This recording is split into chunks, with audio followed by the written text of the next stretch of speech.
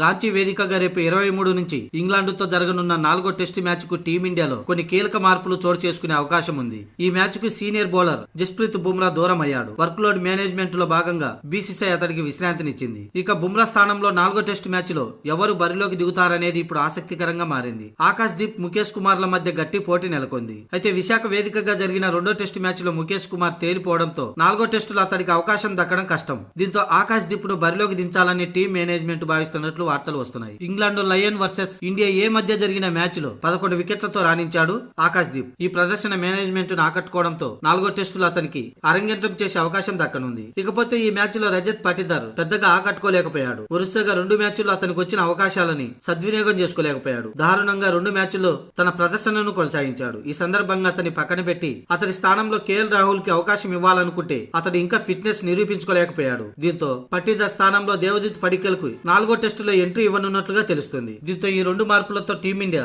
England తో 4వ టెస్టులో బరిలోకి దిగడం ఖాయంగా కనిపిస్తుంది. ఇక అంచనా ప్రకారం ప్లేయింగ్ 11 ఇలా ఉండే అవకాశం ఉంది. రోహిత్ శర్మ, యశస్వి జైస్వాల్, శుభమన్ గిల్, సర్ఫరాజ్ ఖాన్, దేవదత్ పడిక్కల్, ధ్రువ్ జూరెల్, రవీంద్ర జడేజా, రవిచంద్రన్ అశ్విన్, కుల్దీప్ యాదవ్, మహమ్మద్ సిరాజ్, ఆకాశ్ దీప్.